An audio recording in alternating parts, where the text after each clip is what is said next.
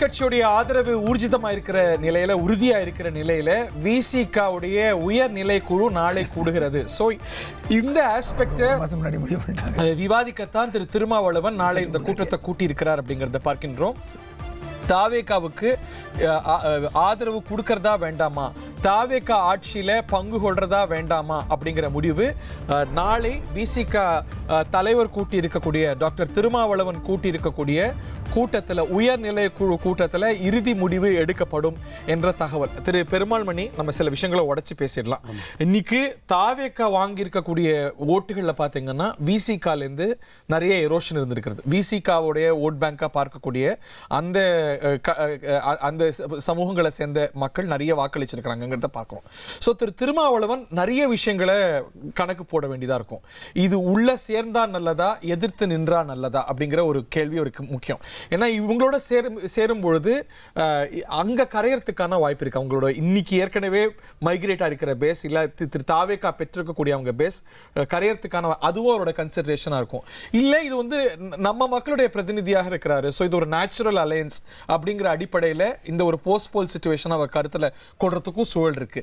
திரும்ப முன்னாடி இருக்கக்கூடிய ஆப்ஷன்ஸ் என்ன நினைக்கிறீங்க? அவர் எதெல்லாம் கன்சிடர் பண்ணுவார் நினைக்கிறீங்க? அவர் முன்னமே சொன்னார் இல்லைங்களா, இந்த தேர்தலுக்கு 2026 தேர்தலுக்கு பிறகு தமிழக அரசியல் களம் பெரிதாக மாற்றம் அடையும் அப்படின்னு அவர் முன்னமே கொடுத்த ஒரு பேட்டியில் வந்து அவர் சொன்னார்.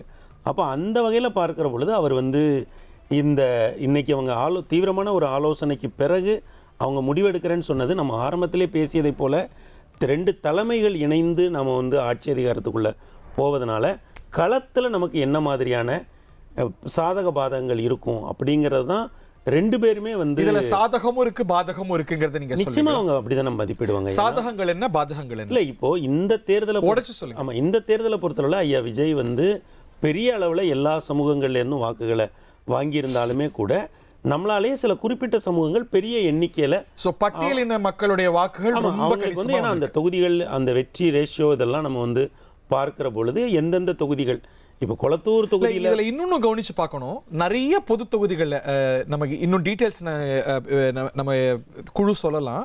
பொது தொகுதிகளில் நிறைய அவங்க தலித்துகளை ரெண்டு தொகுதி தான். 2 தான். ஆமாம், அதாவது பொது தொகுதியிலிருந்து ஒடுக்கப்பட்ட சமூகத்தை சார்ந்தவர்கள் 2 பேர் தான் எம்எல்ஏ ஆயிருக்காங்க. ஓகே, ஒருத்தர் வந்து நம்ம இவர் மேலூர், இன்னொருத்தர் விருதுநகர்ல இருந்து பேர்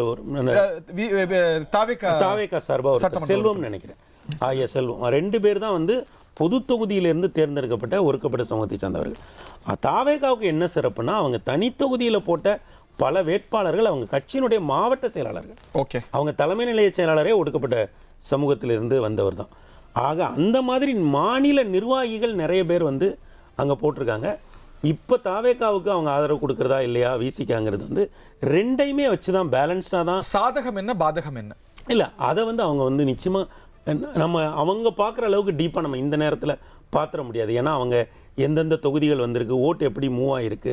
பட் அது வரலாற்று வாய்ப்பு இல்லை. விசிக ஆட்சியிலும் பங்கு, அதிகாரத்திலும் பங்குங்கிறத ஒரு முழக்கமாக சொன்னாங்க. நீங்களே சொன்னது போல திரு திருமாவளவன் சரியா ஒரு இயல்பான ஒரு சூழல் இருக்காது. தேர்தலுக்கு பிறகு ஒரு தொங்கு சட்டமன்றம் அமையலாங்கிற கருத்தெல்லாம் திமுக கூட்டணியில் இருந்துகிட்டு சீட் பகிர்வுக்கு அப்புறமே சொன்னாரு. அது அங்கே ஒரு விவாத பொருள்லாம் ஏற்படுத்திச்சு அப்படிங்கிறத பார்க்குறோம். ஸோ அந்த ஒரு வரலாற்று வாய்ப்பை ஏன் மிஸ் பண்ணுவாங்க சார்? அப்படி சொல்ல முடியாதுல்ல. ஏன்னா இந்த தேர்தலை பிடிச்ச 26 தேர்தல் அரசியல் கட்சிகளுக்கு முடிஞ்சிருச்சு.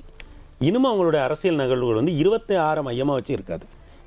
அடுத்து வரக்கூடிய உள்ளாட்சி தேர்தல், அடுத்து வரக்கூடிய தேர்தல், நாம தான் அறிவுலகம் தான் எப்போதுமே கடந்த தேர்தலை பற்றி நாம் ரொம்ப டீகோட் பண்ணிகிட்டு இருப்போம். அவங்க கவனம் எதில் இருக்கும்னா, அடுத்தடுத்த தேர்தல்களில் நாம் இன்னைக்கு எடுக்கக்கூடிய இந்த முடிவுகள் வந்து நமக்கு சாதகமாக இருக்குமா பாதகமாக இருக்குமா, எப்படி போனால் இது சரியாக இருக்கும் அப்படிங்கிறத வச்சு தான் இருக்கும். அப்போ நிச்சயமா வந்து அவங்க அடுத்த தேர்தலில் இவங்களோட இருந்தா நம்ம பேஸ் கரையுமா, இல்ல அது எப்படி பெருசாகுமா, இல்ல மாறி வர்ற சூழல். ஏன்னா இப்போ மற்ற கூட்டணிகள் எப்படி உருவாகுது. ஏன்னா இப்போ திமுக விசிக உறவு ஏன் நேச்சுரல் அலையன்ஸா பார்க்கப்பட்டதுன்னா, திமுகவும் சரி விசிகாவும் சரி இந்த ஒரு தலித் பேஸை வச்சிருக்கிறாங்க. ஸோ 2 பேருக்குமே இந்த ஒரு காமன் பேஸா இருக்கு. திரு ஸ்டாலின் எஸ்பெஷலி அதோடைய பலனை நம்ம பார்த்துருக்கிறார். 19 பார்த்துருக்கிறார், 21 பார்த்துருக்கிறார். அதே சினர்ஜி ஏன் தாவேகாவுக்கும் விசிகாவுக்கும் வந்துடாது? சரி, இப்போ அதிகார பகிர்வோட இப்போ நீங்க திமுக கூட்டணியில இருந்து பாருங்களேன். திமுக கூட்டணியில இருந்து இன்னைக்கு வந்து காங்கிரஸ் வெளியேறிடுச்சு. அப்போது இனிமேல் இவங்களுக்கு வந்து திமுக கூட்டணியில் அவங்க இவ்வளோ நாளும் எதிர்பார்த்த முக்கியத்துவம் இனிமேல் கிடைக்கும். இப்போ இவ்வளோ நாள் இந்த தேர்தலில் அவங்க என்ன கேட்டாங்க, எங்களுக்கு அதிக முக்கியத்துவம் கொடுங்க, அதிக இடங்களை கொடுங்கன்னு கேட்டாங்க. இப்போ இயல்பாகவே காங்கிரஸ் வெளியே போனதுனால கம்யூனிஸ்டுகளாக இருக்கட்டும், விசிகாவாக இருக்கட்டும், அவங்களுக்கு நம்ம திமுக கூட்டணியில் ஒரு முக்கியத்துவம் கிடைக்கும். அப்போ அந்த முக்கியத்துவத்தையும் பார்ப்பாங்கல்ல. நீங்க வந்து ஒரு இடத்துல இன்னமும் நீங்க திரும்பவும் இங்க போனீங்கன்னா அவங்க ஒரு லூசிங் ஸ்ப்ரீல இருக்காங்க. இது ஒரு வெற்றி வாய்ப்பு. ஒரு எதிர்க்கட்சியா இருக்கக்கூடிய ஒரு கட்சி சார். இவரு இன்னும் ஆட்சி அதிகாரத்துக்கு வந்து இந்த ஆட்சி சோ நீங்க சொல்றீங்க திமுக கூட இருக்கிறதுலயும் சாதகங்கள் இருக்கு, அதை வெயிட் பண்ணுவாங்கன்னு நினைக்கிறேன். ஆமா சார். இன்னும் அப்புறம் நீங்க இங்க போனீங்கன்னா திருமாவளவன் வருத்தப்படுவாரா? காட்டுமன்னார் கோயில நம்ம நின்னு இருக்கலாமே, நின்னுந்தா நம்ம வெயிட் இன்னும் அதிகமா இருந்திருக்குமே அப்படின்னு அவர் எண்ணம் இருக்கு. அவரோட அரசியல் ரொம்ப தெளிவானதுங்க. அவர் வந்து ஒரு தமிழ்நாட்டினுடைய ரொம்ப இன்டலெக்சுவலான ஒரு தலைவர்களில் அவரும் ஒருவர்.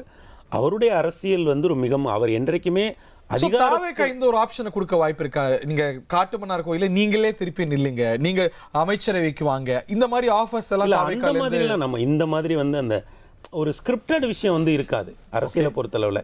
ஏன்னா இனிமேல் நம்ம என்ன பண்ணோம், இவங்க என்னன்னா அவர் அதிகாரத்தை தாண்டி அவர் வந்து ஒரு சமூக நலனை முன்வைத்த ஒரு அரசியலை தான் அவர் முன்னெடுக்கிறாரு. அதனால் அதிகாரத்தை நோக்கிய ஒரு நகர்வாக இல்லாமல் ஒரு இயக்கமாக அதற்கு என்னென்ன விஷயங்கள் நன்மை. இப்போ நம்ம என்ன பார்க்குறோம்னா விசிகாவுடைய உயர்நிலை குழு கூட்டம் நாளைக்கு தான் கூடுது. இதுலேருந்து நம்ம வந்து ரீடிங் இன் பிட்வீன் த லைன்ஸ்னா என்னன்னா, ஸோ இப்போ அவங்க தாவேக்காவுக்கு மேபி கவர்னர் அவருக்கு டைம் கொடுத்தாருன்னா, ஃப்ளோர் டெஸ்ட் வரைக்கும் டைம் கொடுத்தாருன்னா, ஸோ அதுக்குள்ளே ஃப்ளோர் டெஸ்ட்டுக்கு முன்னாடி நடந்துடும். பதவியேற்பு விழாக்குள்ளே நடக்காமல் இருக்கலாம். ஸோ ஃப்ளோர் டெஸ்ட்டுக்கு முன்னாடி மெஜாரிட்டி காபுல் அப் பண்ணலாம் அப்படிங்கிற ஒரு இன்டர்பிரிட்டேஷன் வருது.